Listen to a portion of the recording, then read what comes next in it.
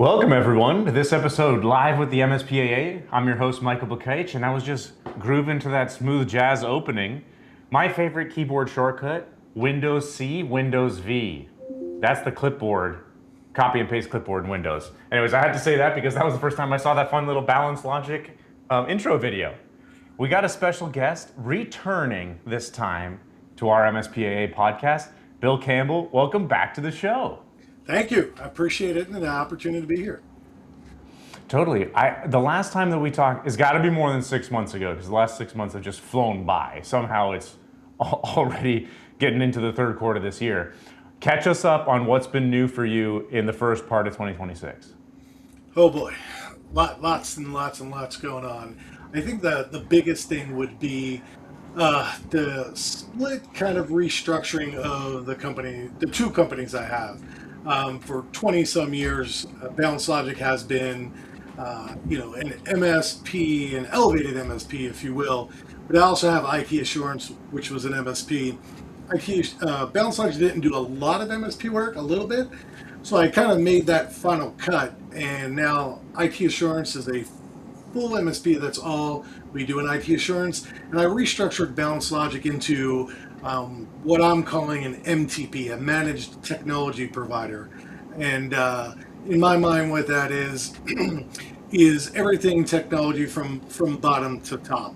And that includes fractional CISO services, fractional CIO services, software development, AI automations, AI end automations, as well as cloud services. So the big difference is an MSP, you take care of the technology, you support the technology, whereas with what I'm referring to an MTP is we own the responsibility for the technology. Because today, in today's world, in the MSP market, nobody owns the responsibility for all of the technology in an organization, even though you have an MSP or an IT provider. So with an MTP, we're actually going to own the responsibility of all the technology for the organization. Okay, this is going to be a healthy conversation, and the exact reason why we wanted to bring you back on, because these concepts have been floating around for years in the MSP world of the evolution from just answering the help phone to being more of a proactive, like in the most proactive sense of the word, not in just the marketing sense of the word, proactive. Your team is thinking about the technology roadmap of your clients. I just got out of a meeting with a small business. I'm going to use them as my case study as I ask you questions, but continue to set the foundation for us so that we understand what prompted you to separate these two business lines. Like, why not just make one big IT assurance business? Why was it important for you to separate these two things? That's a great question. Great question. And I guess I kind of go back to 25 plus years ago when I was a CIO, right? Before I started my company, I was an actual CIO for a large government contractor. And back then, the CIO was the top technology person, but it was really misunderstood. A CIO is really about aligning business and technology objectives together.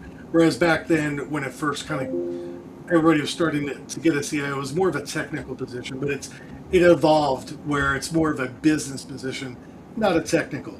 And I use that example as where we are today in the industry. An MSP is a technology expert. That's what you shoot for, right? You want to be your client's go-to, your technology expert, right? But there's that separation. An MSP can't be everything to every client.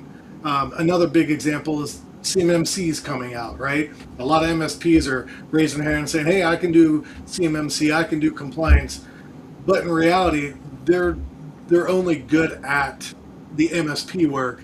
This compliance and CMMC is a completely new skill set. The same thing's happening with AI. There's a big talk in the industry about MSPs moving to the AI. Well, that's great. We evolve with technology. But if you don't have that skill set in your organization, you can't effectively provide those services in good nature to your clients.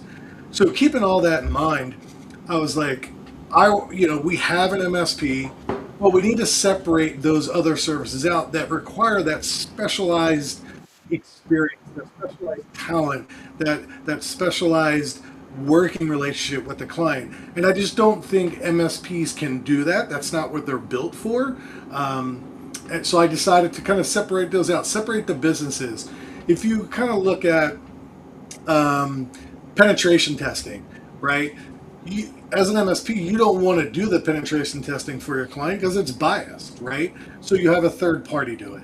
It's kind of the same approach where you don't want to be, you can't say on one hand, hey, I'm going to support your technology, do your help desk, do infrastructure projects, but then at the same time, you're also going to provide that high level consulting. You're going to provide that software development, that AI and automation workflows, the cloud migrations. I think they're specialized talent, specialized expertise that I think should be separated from an MSP, just like we separate MSPs and MSSPs. They're two different roadmaps, two different sets of experience. Why not just have these as separate business lines in the same corporate structure? Like, why go through all of the friction to have two separate corporate identities for yourself? Well, I mean, one, branding, creating a brand and a reputation and an identity for yourself, as well as their different audiences, right? Whereas with Balancelogic, as an MTP, we can support clients who have a full-fledged IT department. Whereas an MSP really can't do it. You can do co-work with, with an MSP, but they're different, right? In an MTP, you're really working with the organization as a whole for their entire technology roadmap. Whereas an MSP, you're more of a support function. Whereas with an MTP, you're more of a consulting. Obviously, you do some execution, but it's more of that consulting aspect. And what was the grand strategy here to gravitate more towards managed technology partner work? Is it a higher margin for you? Is higher end projects? What's attracting you to that business model? That's my core experience. I mean, that's just me. I've been doing technology leadership for, not to date myself, probably close to 30 years in a leadership role. That's kind of my forte: processes, procedures, compliance, making sure things are done the right way, not just done, right?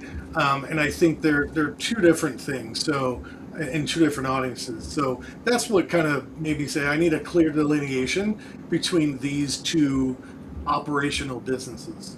And I mean, from profit, they're different services, right? I mean, you can get a $5,000 retainer fee a month with your MSP, or you can get a $5,000 fractional CISO or fractional CIO retainer. I don't think they're comparative. If a small business was listening to this and hear you throw around ideas like fractional CISO, fractional CIO, I've seen managed service providers put that into the contract. Not really. Not really. They use, I say they, including myself. I'm not including myself because I separate them. But most MSPs, and the trigger word in the industry is a VCIO or a VCISO. That's different in my mind, and I'm probably getting a lot of slack and a lot of comments, but in my mind, a VCIO or a VCISO is way different than a fractional CIO or a fractional CISO.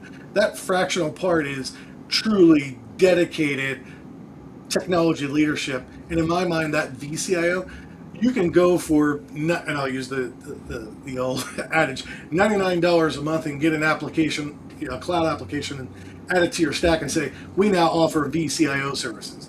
Well, not really. I mean, not truly. Right. You're just adding a piece of software. It's nominal. How would the small business appreciate that difference? And I'm asking not hypothetically, because I was talking to one yesterday, and in the quote that they were evaluating, it said VCISO services, but you can tell by the amount of money that they're paying per month, that can't amount to much because there's just not, the quote was peanuts. So how would you explain this to a small business? Let's say the small business had 50 people, 50 employees working in an office, and someone put in their mind, they're the operations director, someone put in their mind, we need to go get chief information security officer type support. And so the market is telling them there's options for fractional, there's options for virtual. How would you help them navigate that? I mean, in my mind, and again, this is my opinion, my experience, the way I'm doing it is you can go get these CISO services. You pay for a subscription service online. You say, okay, this SaaS application says do this, this, this. There's check boxes, checklist, and anybody who doesn't have a lot of experience can go do that. Talk to the client and say, hey, I ran through this software. Here's a checklist of things you're supposed to do, right? And then you can engage with them. That's the virtual, right? In my mind, what makes me, our company different is I truly have experience as a CIO, corporate CIO, as a corporate CISO. I've got the background, I've got the credentials, I've got the experience. So the difference is you're getting me personally, directly talking with you, consulting with you versus an application that was built for somebody else and somebody who doesn't have that grounded years of experience doing that work. That's my opinion and how I position it. I understand. Okay, because that is actually how it was communicated, and you could tell by the price range that whether the small business appreciated it or not, that was what's being communicated by that MSP, was that they were getting the lowercase v in your example. Right. And I'll give you another example. I spoke to a client 2 days ago, or a potential client, about this very thing. And I met with the CEO and the CIO. It's a very large insurance company. And they came to me and said, look, we've talked to multiple providers, multiple MSPs that said they can do this virtual or fractional CISO work or fractional CIO work. But that's not all we're looking for. We have a VP of IT, we've got an IT manager, we've got a couple principal IT techs or engineers, and they said, we want somebody to come in, help us with manage the projects we have, manage our roadmap, give us really good decisions on where we are. Oh, and by the way, we want somebody to be able to mentor the people and the staff that we have because they don't have this type of experience. So if you're offering vCIO services or vCISO services, as an MSP, you're not in a position to do that because you're only, and I'm not saying everybody, but you're just grabbing information off of a SaaS product. How many MSP owners or MSP CEOs have the experience to really go into an organization and say, I can manage your staff, I can mentor your staff in the security aspect, manage your projects, and also help you with your roadmap? I would say it's a small percentage. Right. And so let's finish this line of thinking on that exclamation point. If, let's say I'm a 50-person construction company, I have had for the last 5 years an IT services MSP. That's my background of experience. If I feel underserved and I need someone to help me not just answer the phone when things go wrong, but lead the technology roadmap of the company, what type of questions should I be asking? Is that where your managed technology keywords come in, or is it still like a managed service provider with different flavors? Yeah, I think if the client is not happy or not getting all the results from the MSP, I think the MSP is not communicating or engaging with the client properly, right? Because a well-run MSP, a mature MSP, can help a client with their roadmap. I mean, that's one of the goals of an MSP, right? Provide that expertise, that advice to help the client, not just be proactive sitting behind a computer doing tickets or doing projects. You should consult with your client to say, hey, look, what are you doing in the next 6 months that's going to need technology? That, yes, an MSP should be doing that. Every MSP should be doing that. That's how you're going to keep your clients and build your reputation. But the difference is if somebody wants to come in and they want to, I guess the difference is somebody who wants to just check the boxes in their business versus a client who is forward thinking, visionary, and understands that their business is going to grow, and how they get their business to grow is by having the expertise of people who have done it, not just from a security standpoint, not just from an IT standpoint. And I think that's the difference. You can't look at just what's my EDR, my MDR, how, what's the Right. help desk. There's so much more to it as far as, hey, you're doing your process in your company this way. Really has nothing to do with IT, but I can talk to you and say, hey, you know what? That takes you 2 days to do. I can help you complete that mission or that task in 4 hours by working with you with a workflow, adding AI to it, and then looking Right. at security, issues with that new project. I think that's the difference Right. in what we provide. Okay. Yeah, that resonates with me because all the the acronym soup of EDR, blah, blah, blah, that's all table stakes now. Like we need the computers to work all the time. We No need matter all of what. our files to stay private all the time. That's table stakes. I love hearing what you're saying about let's witness how this business operates and then come with proposals that can make their lives better or save them time or make their employees happier. That's the best way to use technology. The rest of the stuff is all table stakes now. Yeah. And I'm saying that not as my opinion. That's what the small businesses are feeling. Like that's why there's so much people clamoring for AI and shadow AI trying to do it themselves. Is they're desperate to make their lives better. 100%. And there's opportunities to do it. Lots.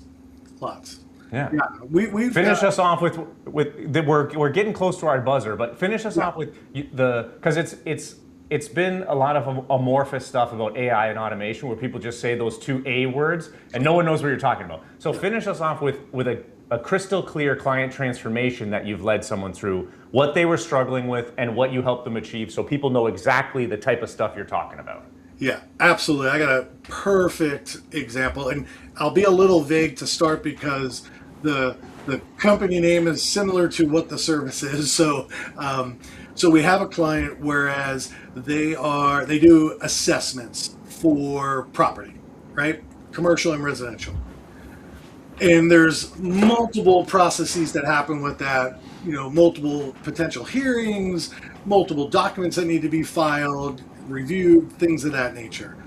So we had a conversation. He's like, look, this takes us a very long time. It's got 4 of the 5 people involved in it. A lot of reviewing, a lot of checking, a lot of manually filling out documents, and the same thing like when you go to a doctor's office, they have 10 sheets you got to put your name and address on. Why, I don't know, but there's a lot of that goes on. And he said, how can we improve this process? So we spent about 2 weeks understanding his company, understanding what his company actually does. Then we dove into the process and how they do it now and who's affected and who gets impacted, and then what the results they're looking for.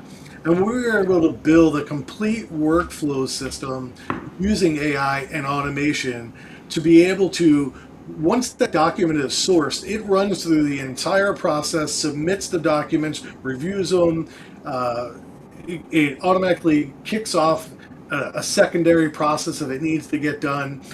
It also goes into their accounting system that says, hey, look, we've done this work, calculates the percentages of how to bill the client. That whole process takes 15, 20 minutes to do versus 4 or 5 days of going back and forth, writing documents, reviewing documents. So that one example just saves a ton of time and a ton of resources and makes a huge positive impact on the business. Yeah, I love hearing that. Great example. We're throwing back to 100 years ago in the industrial automation, just taking factory operations and systematizing and then mechanizing them. And it's that same sort of mental transition that we're making now, but with more of the human-related processes. Anything data processing, data entry, data capture, those are easy beachheads for automation. Especially using OCR extraction. I mean, that's going to be the future of being able to take documents, pull that that text out of it, translate it, use algorithms or mathematics on it, put it onto another document, file that document. All that stuff is gonna be, everybody's going to need that. That's what really takes a lot of time out of the day. Cool. All right. Where can people find out more about IT Assurance and Balancelogic? IT Assurance, MSP.com and Balancelogic.com. You can always find me on LinkedIn at LinkedIn/Bill Campbell. That's where I live. All right, Bill, now you get the final takeaway. Give us The top three, this is going to answer the question, you're going to run it out. Canwell asked, if you were building an MSP from scratch today, what services would be mandatory? And we don't care about EDR, MDR stuff. That's the boring table stakes. Give us the top three things that a business owner starting an MSP should focus on to make their clients happy. I would think, I don't know if it's a service, but number one is relationship. Your service has to be security focused. And I think compliance, and then I'll throw a bonus in there. You have to be familiar and embrace AI. That doesn't mean you sell AI services. You have to understand it and embrace it. Awesome. All right, Bill, thanks for being our returning guest on this episode of Live with the MSPAA. I'm your host, Michael Bakaich. We'll see you on the next episode. Great, thank you.